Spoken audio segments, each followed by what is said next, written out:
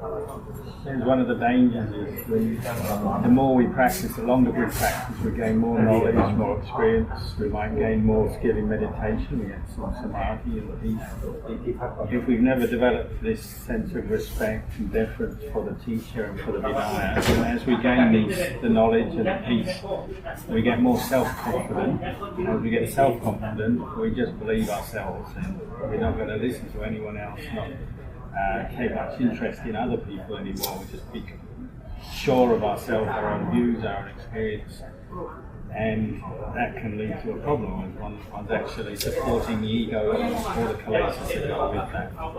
Whereas if one's established in this sense of respect for Dhamma Vinaya, it's something higher than one's own views, one's own preferences.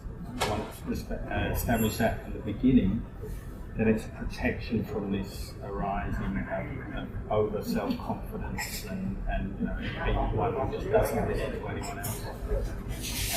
So it's very important to establish oneself in the beginning in that respect for the teacher, respect for Dhamma Vinaya, and that will protect you through your practice.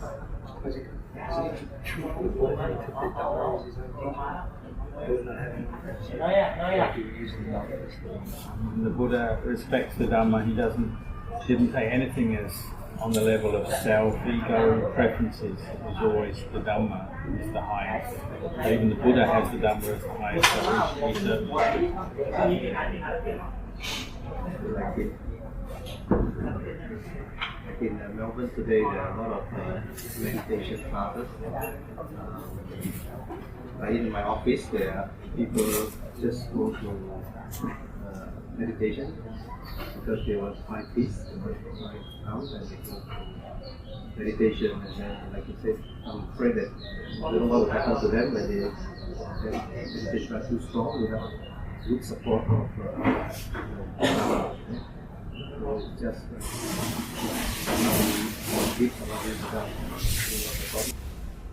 the danger of not having a teacher or a system of training Dhamma Vinaya.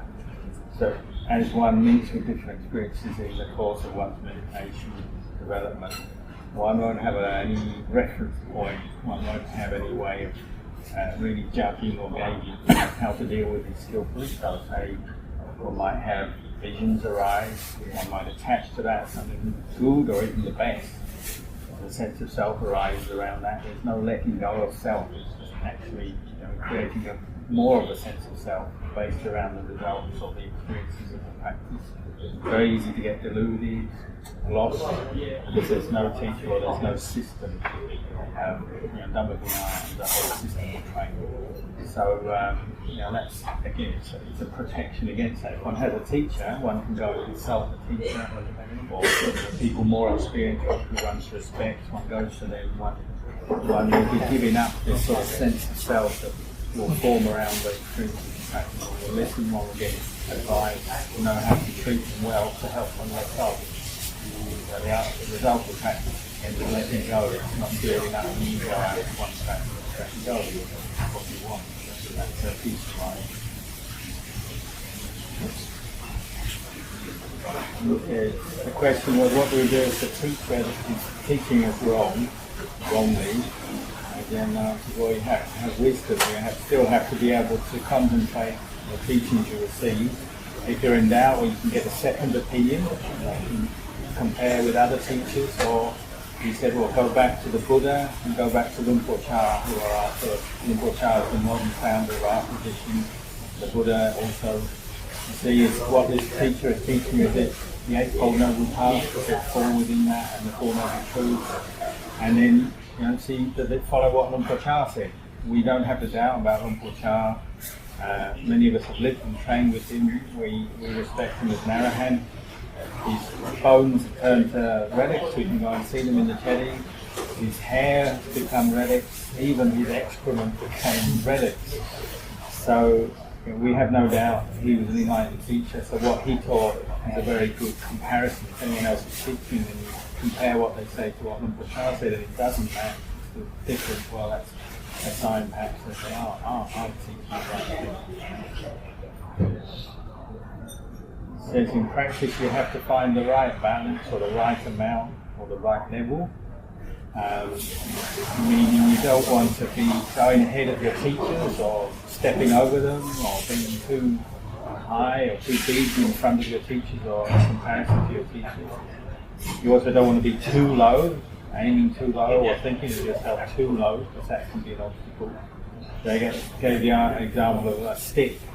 You don't want to stick that's too long. I didn't hear it, but it could be like, say, if you're getting a piece of fruit off a tree, a stick is too long, you can't reach it. If it's too short, you can't reach it. You've got to get the right length stick. Something like that. You have to find the right balance in the practice. Didn't the Buddha say that about Vinaya it's not a big problem, it's not a big deal. But if a wrong view teaching, that is a really big problem. You just saying matters of Vinaya like this are dealt with in this way. There's a process, a system where monks or monasteries are deviating from the norm of Vinaya they're dealt with. Or if they're deviating from right view in their teaching, matters of Dhamma, where wrong views are being taught or practiced. That also, there's a process for dealing with that. So over the years there have been times when monks issues have come up, and the Sangha as a whole had to deal with teachings, wrong views and so on as well. So it can be dealt with. Could Ajahn give me advice about what kind of practice is suitable to handle the sensual desire and sensual seeking, that sort of thing? Lots of contemplation of the body and practice of mindfulness of the body, particularly mindfulness of all the body, not just the superficial look at the internal organs, body parts, aspects of the body, and the pleasure we seek in the body, contemplating the 32 parts of the body and the asupa, the unattractive side of the body, countering that pleasure seeking from the desire for bodily contact with sight, sound, taste, smell. So he gave, for example, when you go to the toilet, before you flush, look at your poo, your excrement, and you ask yourself, is that beautiful, is that attractive, is that delightful, something to delight in? That kind of reflection just done regularly with mindfulness, those kind of reflections are very good at countering sensuality and all the kind of sex desires we have. What about like sensual stimulation, like vision, hearing, like music? Different aspects. One, for example, sight. Just contemplate the unattractive aspect of that sight. If you see a sight that's pleasurable, you tend to focus on the pleasurable aspect of what you see. Bring up any unpleasurable aspect of it. Recollect that, focus on that with your mind if there's some unpleasant aspect, just to counter the seeking of pleasure. If it's sound, you're seeking pleasure from hearing music, for instance. Contemplate the impermanence of that pleasure. You have pleasure as long as you're hearing that music and the conditions are right, you're enjoying that music or you get pleasure. As soon as the music stops or even the conditions change while you're hearing it, or the pleasure stops as well, the pleasure disappears. Contemplate that, the impermanence of pleasure, pleasurable feelings. Contemplate the uncertainty of it all, the whole process of desiring something, trying to get pleasure, can't keep it, can't hold on to it for very long, disappears. Contemplate that with mindfulness, and it leads to a sense of weariness with that pleasure seeking and the uncertainties of pleasure and the fact it doesn't last very long. It feels like a wrench for the heart, where the heart feels like it's too much of a feeling wrenched out of it. You can see it, and you see something pleasurable, or you hear something pleasurable, and you can feel, this is okay, this is enjoyable, but you have the knowledge to say that I should just be observing it as a sound, not as something pleasurable, and the heart's feeling wrenched because of that. Should one continue it, or should one maybe come back to it? Where's the balance? If you do, say, you practice and you're seeing the mind get wrenched, you're contemplating, don't do anything other than just watch what's going on. You don't have to contemplate a lot at that time. Just observe the whole thing with mindfulness. Even the feeling of being wrenched or whatever. You don't have to add to it or increase that contemplation. Just observe the feeling, observe the mind until that experience, that period of experience has changed, finished. Then maybe later on you can review it and contemplate again. Oh, that's impermanent. That attachment I had for that sight, that sound, it's impermanent. Look at what happened to the heart, felt wrenched at that time. See how impermanent. You can review that later. But at the time, just be mindful. You should just gently be mindful of the whole process and don't do anything extra or special. Just watch it.